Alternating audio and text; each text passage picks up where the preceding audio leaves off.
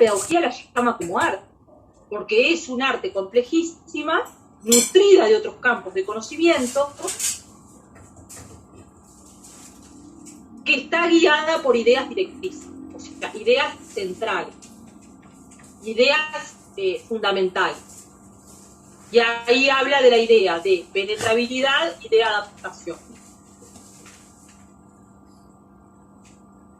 Entonces, dentro de las leyes, dice, hay una dimensión empírica.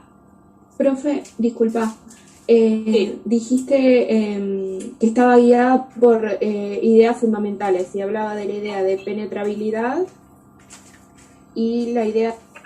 Escalonamiento. Que escalonamiento es como la idea de adaptación, digamos. Exista del paso por paso.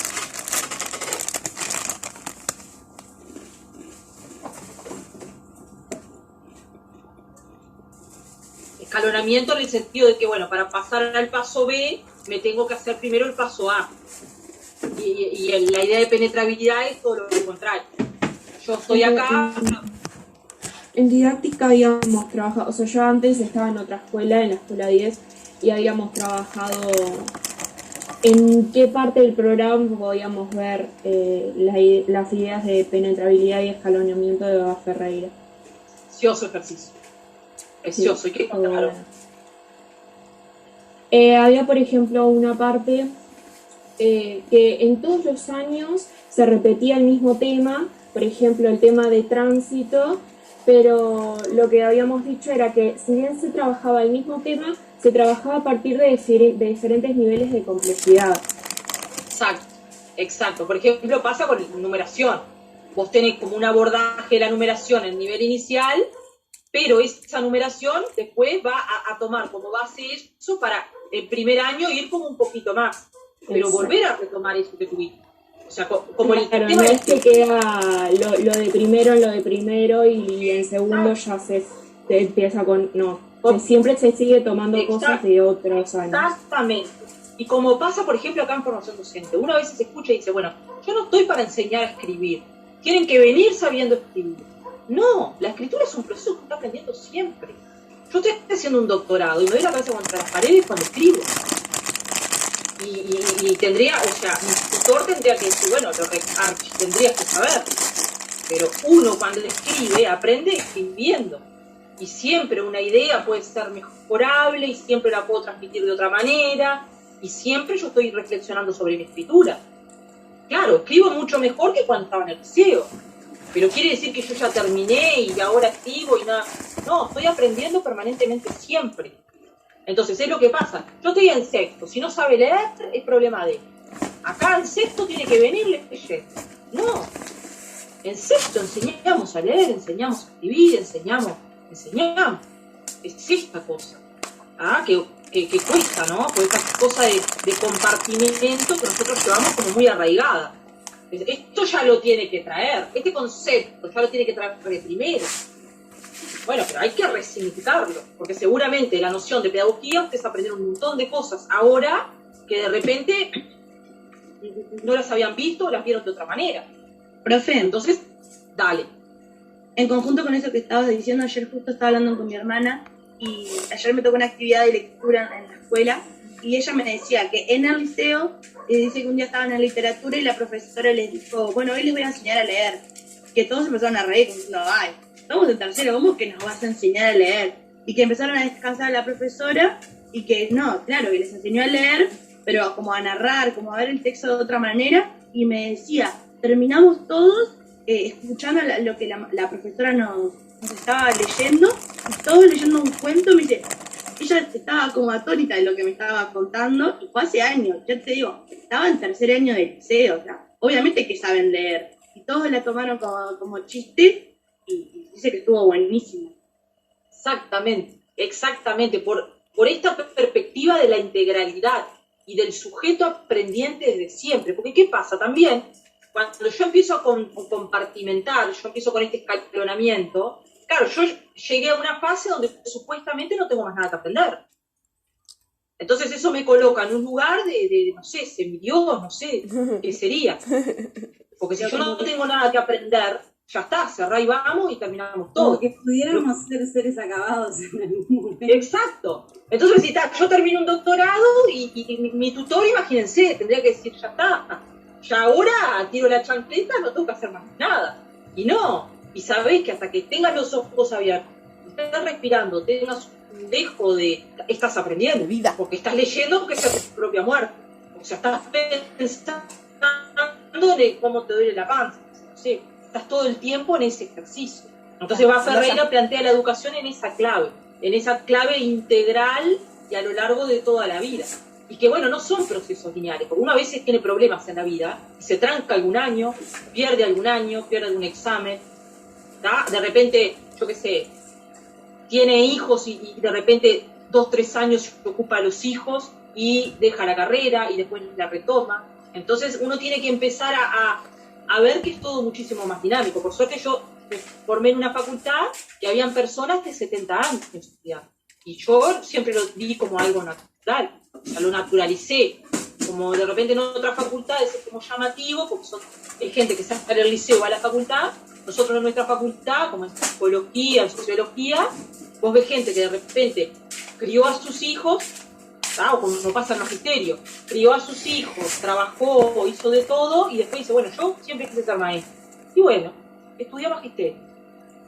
Entonces es como esa cuestión mucho más flexible, necesaria para la pedagogía. Entonces, Ferreira dice, cuidado, porque la empiria, o sea, la experimentación, lo que va a hacer es tratar de probar las leyes generales. Entonces dice Ferreira, hay leyes generales que son obvias, que en definitiva no me aportan demasiado. Y ahí él va a citar, porque habla de la sistematización de las leyes, porque para que se constituya en ciencia tiene que haber una sistematización de leyes, va a hablar sobre las leyes generales, ¿sí? Y algunas leyes pedagógicas que son verdaderas, pero que son obvias. Por ejemplo, la ley de la repetición, la ley de la intermitencia, la ley de la acumulación. Entonces dice, ¿son leyes? Sí, son leyes. ¿Son verdaderas? Sí, son verdaderas, pero son bastante obvias. Y él toma una cosa importante que yo le decía en el texto, una de las leyes fundamentales, esperen que acá, es la ley de objetivación. ¿Sí? La ley fundamental que va a plantear Ferreira, se entiende que él habla sobre leyes que son fundamentales y leyes que son importantes pero no determinantes. ¿Sí? Una cosa que digo nota al pie, o sea, como efectivo para nuestro trabajo, para nada acá la idea se trata de acordarse de las leyes, repetir las leyes, ni nada. Acá lo que estamos viendo es cómo Ferreira entiende la pedagogía en tanto ciencia, o no, guarda. ¿Se entiende? Acá nombramos las leyes, pero para que idea, que él dice que hay leyes que son generales, que son verdaderas, pero que son obvias. Es como decir, bueno, yo quiero que el niño aprenda. Bueno, sí, eso es obvio. Eso es una ley que en definitiva no me aporta nada, porque ya sé que el niño quiero que aprenda. O sea, yo ya sé que, por ejemplo, la ley de repetición, dice, en la repetición de ciertos actos los niños van memorizando ciertas cosas. Bueno, sí, eso es obvio. En la ley de acumulación, yo voy acumulando conceptos y eso hace que aprenda sus conceptos. Sí, eso es obvio. Pero hay otras leyes, dice Ferreira, que Ferreira se pelea con las leyes dogmáticas. Esa cosa de la ley como la verdad revelada. Se pelea con eso. Y esa es la discusión que tiene con Ver. Entonces, en la página 163, él habla de la ley de objetivación. Entonces dice, cuando una ciencia se presenta con este carácter falso de simplicidad, dice la página 63, ¿por qué se habla del carácter falso de simplicidad? Cuando una ciencia se te presenta como algo fácil, es mentira. Porque es como tratar de decir que la pedagogía es algo fácil. O como tratar de decir que la enseñanza es algo fácil. No, olvidate. Si hay algo complejo, la enseñanza, la educación, la pedagogía. Entonces Ferreira se pelea con esa idea de ciencia que se trata de simplificar. Y ir a lo concreto. Como si esto fuera manipulable. Si yo tuviera la fórmula de cómo hacer las cosas. No es tan fácil. Entonces dice, quien se lo destruye parece que quita algo. En realidad no es así. Es como si hubiera perdido monedas falsas. Las fórmulas generales, extremadamente simplificadas, producen el efecto de empobrecer la realidad. Brillante. Este es el núcleo, este es el nudo de la pedagogía. La pedagogía, ¿qué es lo que hace? Problematizar la realidad, no empobrecerla. ¿Qué es lo que hace si yo les digo, bueno, pedagogía es repetir una definición? Empobrece, porque yo voy, repito la definición, doy el parcial, salvo, sigo y tal, listo. ¿Cuál es el planteo y el desafío? Problematizar, buscarle la quinta pata al gato. Si lo digo por este lado, mira si lo miro por este otro. O sea, pedagogía es buscarle la quinta pata al gato.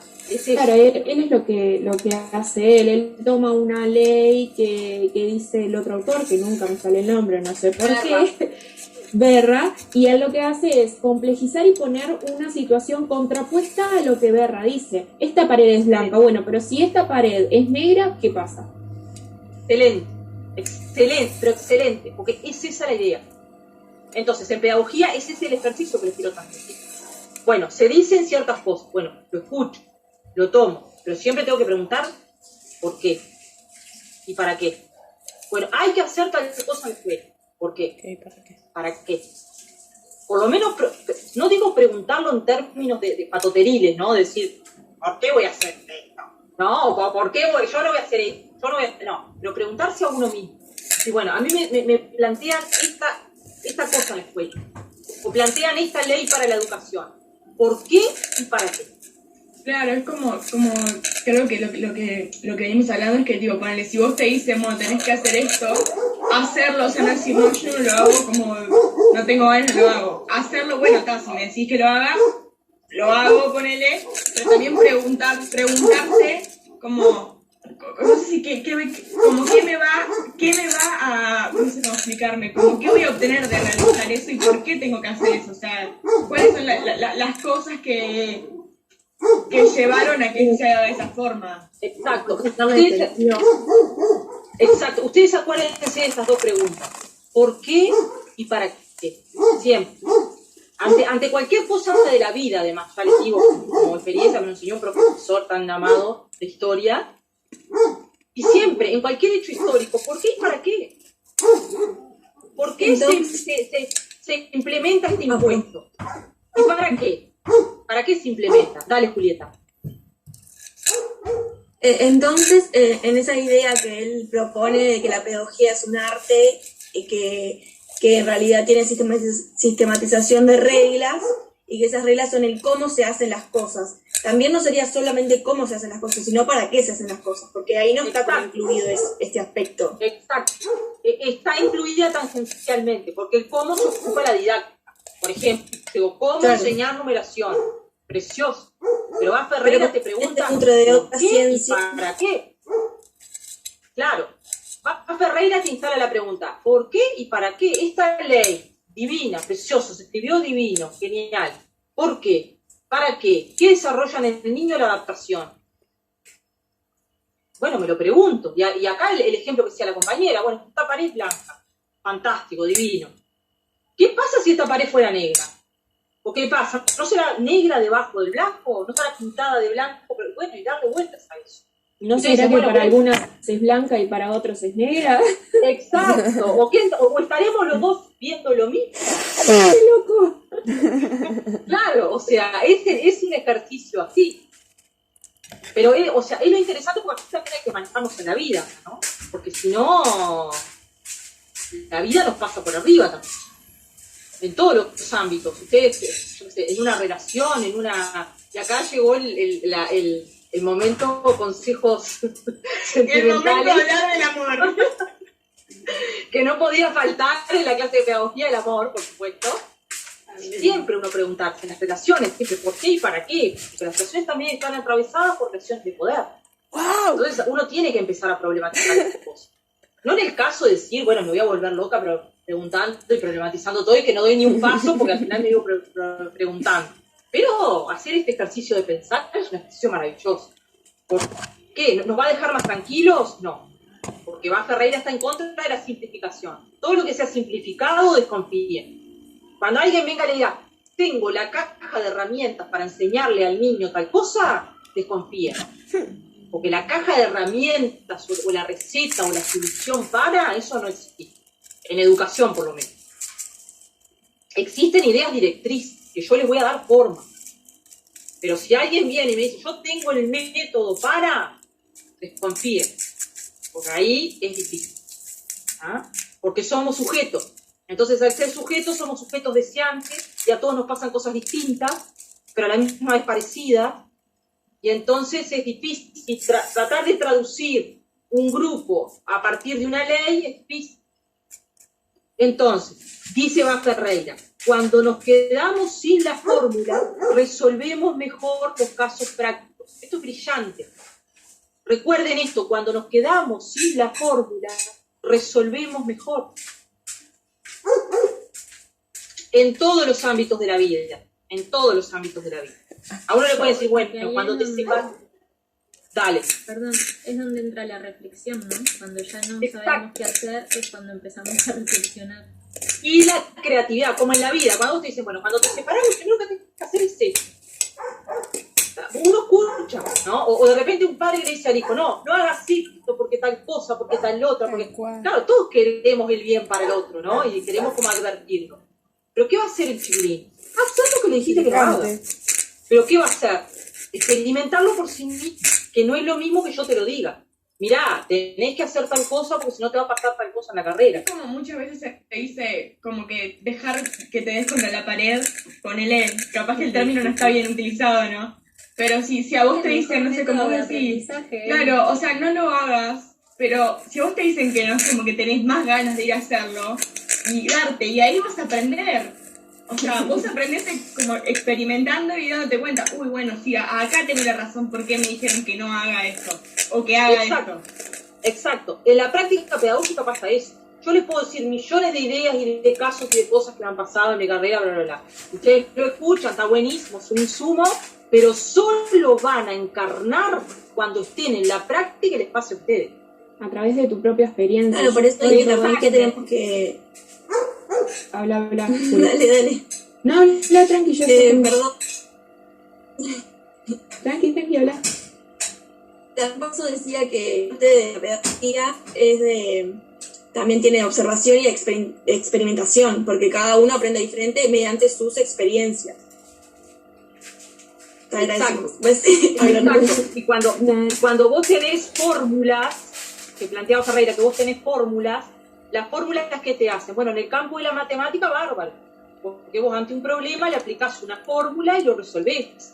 Pero cuando vos estás ante la sociedad, la fórmula muchas veces lo que haces es estancarte.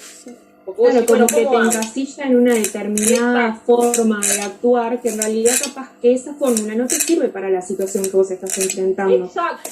Con respecto a lo que estaban hablando, yo soy fanática del fútbol, ¿viste? Y el fútbol en todo sentido, baby fútbol, todo.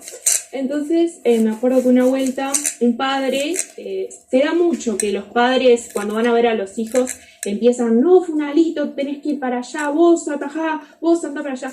Entonces me acuerdo que un bolero tenía 6 años, y el padre le estaba gritando ya como hace 20 minutos de que tenía que atajar bien, de cómo se tenía que poner abajo del arco, de qué era lo que tenía que hacer. Entonces él lo mira y le dice, el que está dentro de la cancha soy yo, si me equivoco, después aprendo.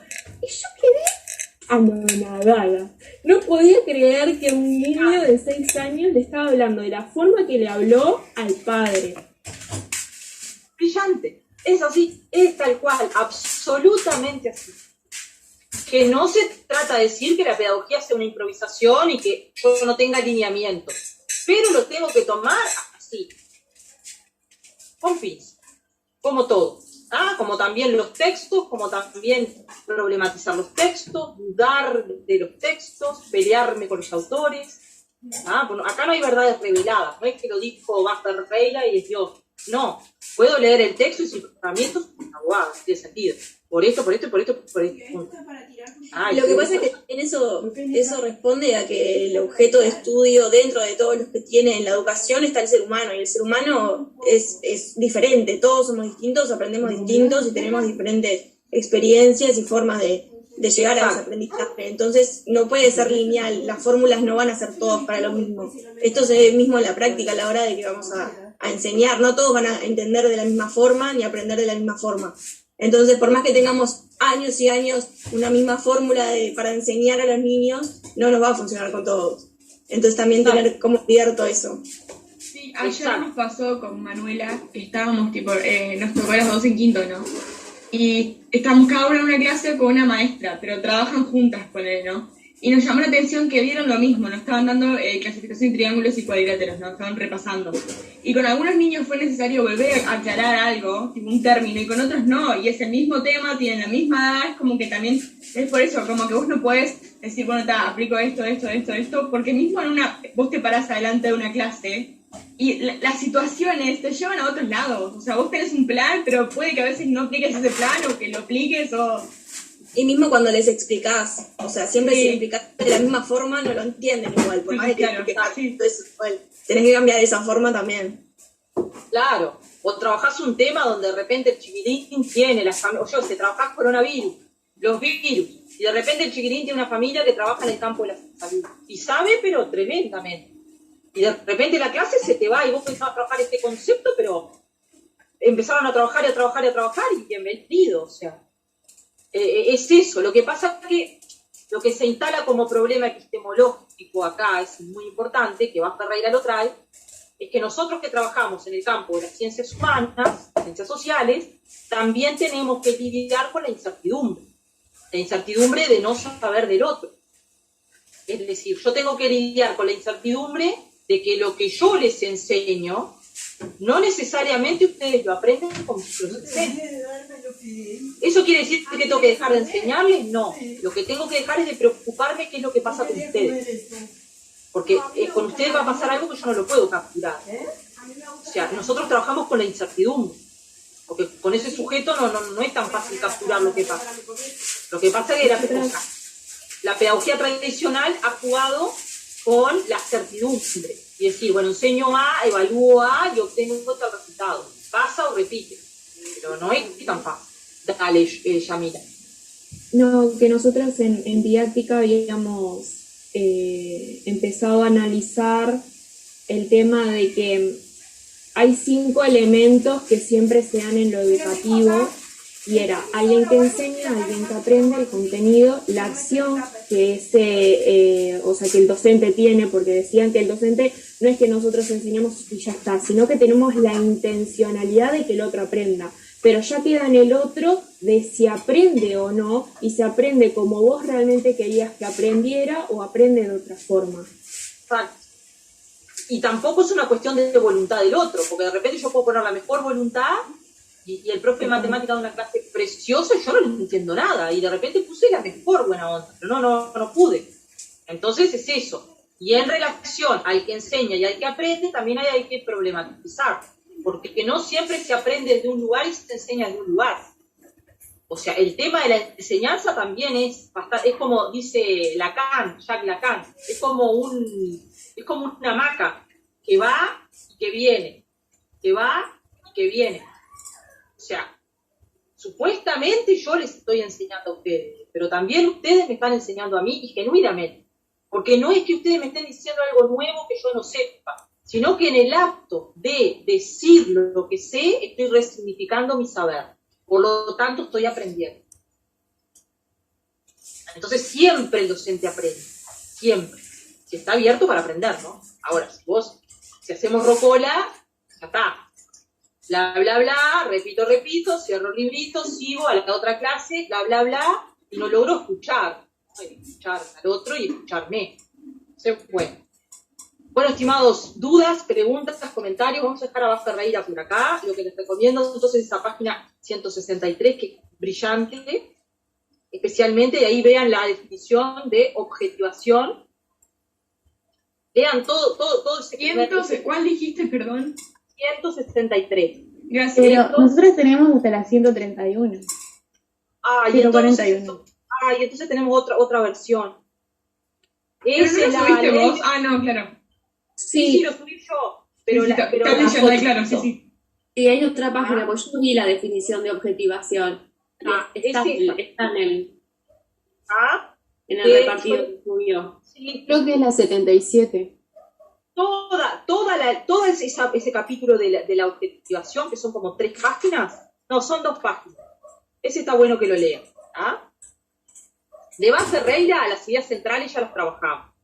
De Eva Ferreira podemos trabajar todo el año, pero la idea era ver como este elemento central y ver la relación de la pedagogía como arte. ¿Ah? La clase que viene vamos a comenzar a trabajar con Reina Reyes, vamos a trabajar con el tema laicidad y el derecho a la educación. Es un texto que tiene, el fragmento tiene 30 páginas, y ahí vamos a analizar qué define Reina Reyes como laicidad, que lo va a diferenciar del laicismo, y qué entiende como derecho a la educación, que ahí ella tiene como una fuerte impronta de la normativa con respecto a la educación como derecho. ¿Está? Así que Una vamos a pregunta. Sí. La actividad que está en eso de que tenemos que hacer tener el texto es para trabajar en clase, ¿no? Lo de sacar algunos conceptos era. Que tiene No. que enviar. Ah, Esa está, no, es para está. enviar. Gracias, Yami. Esa es para enviar, Dale. pero recuerden que tienen tiempo. ¿Sí? Está. Eso no tiene fecha, ¿no? Porque no aparece. No tiene fecha de No tienen vencimiento. fecha. Yo a las tareas no les pongo fecha porque Bueno. sé que cada uno se va organizando su tiempo. ¿Tá? Y de repente hay compañeros que dicen, bueno, yo prefiero trabajarlo en clase, como entenderlo más, y después hacer una tarea, y otros dicen, no, yo lo leo, lo hago, o sea, eso es indistinto. ¿Tá? Yo te quiero hacer una consulta, bueno, lo de Sí. la semana que viene de Reina Reyes. Cuando vos hablaste, cuando estuvimos hablando antes de la objetivación, con las leyes esas que se marcaba, que está acumulación, escalonamiento, Sí. bueno, hay varias. A mí me queda una duda en la diferencia entre acumulación y escalonamiento. El escalonamiento es una distinción nimia, pero es una distinción importante. El escalonamiento dice que yo estoy en la parte 1 y voy a pasar al escalón 2. Voy a pasar del escalón 2 al escalón 3, del escalón 3 al escalón 4. ¿Tá? Eso es como compartimentado. La acumulación es cuando yo lo miro en perspectiva y veo 1, 2, 3, 4. Ah, ¿Entiendes? está.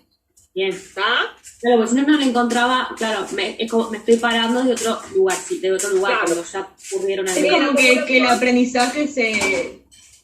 Claro, pero se- me encontraba separa. como una diferencia notoria. Por eso está. Es Ahora sí. nimia, es mínima, pero es una diferencia importante.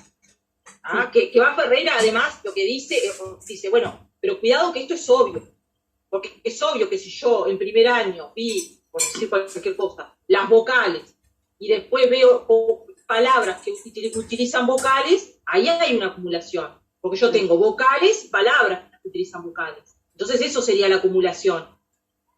De que Si no, todo yo lo siempre que te estaría van dando en diferentes años se van a ir repitiendo en los otros. Exacto, y que en la perspectiva me va a generar la acumulación. Por ejemplo, escribo enunciado, pero primero empecé por las vocales, después empecé con un conjunto de palabras, después seguí con no sé qué, hasta llegar a producir texto.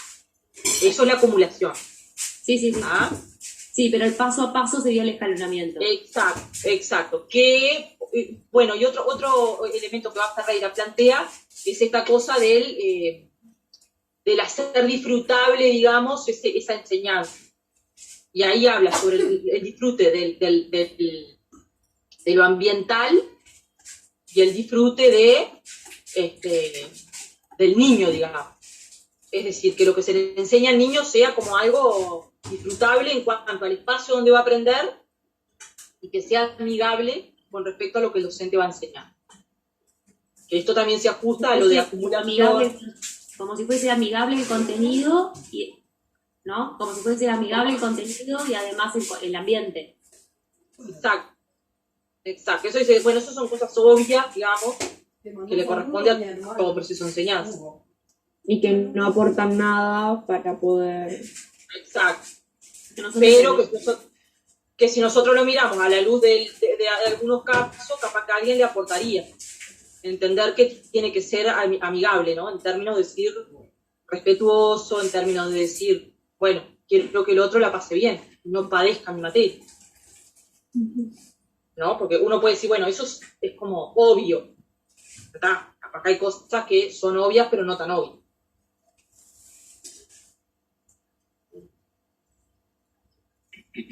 Profe, y a mí me quedó la duda de qué era penetrabilidad, capaz que anoté mal, porque puse que la pedagogía era un arte que se guiaba por la penetrabilidad y el escalonamiento. Pero no Ideas entendí directrices, son ideas directrices. Estas ideas directrices se dividen en dos, penetrabilidad y escalonamiento. El escalonamiento es esto que nosotros decíamos, el escaloncito al escaloncito. Y la penetrabilidad es cuando yo voy a volcar lo que tengo todo y el sujeto le va a ir penetrando lo que le vaya penetrando de todo ese saber. Es decir, lo zambullo en una obra de arte. Y bueno, y que el sujeto aprenda lo que tiene que aprender de esa obra de arte. En el escalonamiento es distinto. Yo en vez de darle la obra, primero le enseño los colores, después le enseño la vida del artista, después le enseño el tipo de pintura que hacía y después le muestro la obra. Entonces ahí se produce una acumulación.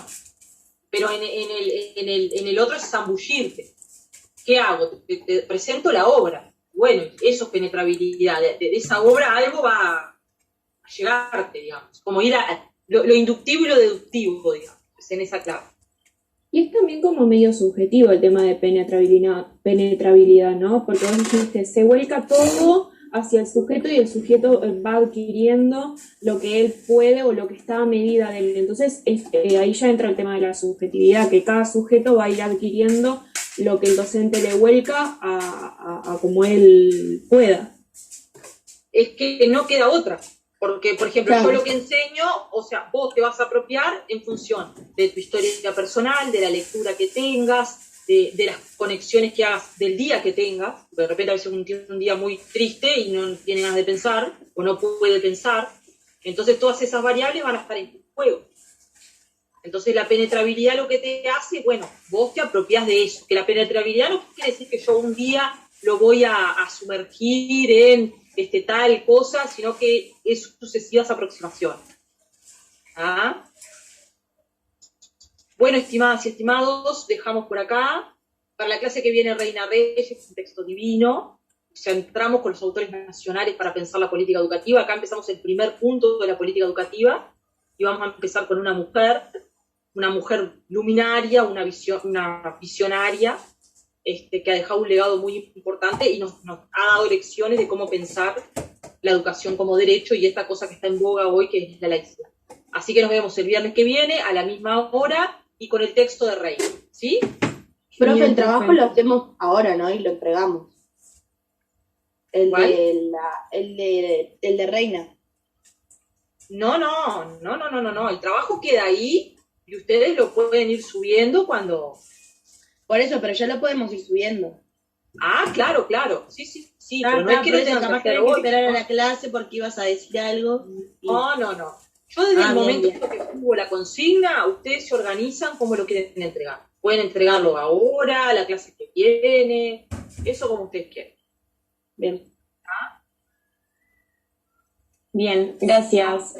Bueno, nos vemos Gracias, entonces. chao. profe. Nos vemos. Profe. Buen fin de. Chao. Gracias. Gracias Tomen igualmente. sol. Gracias. Ya no tomamos mate. Que pasen lindo, chao. Chao.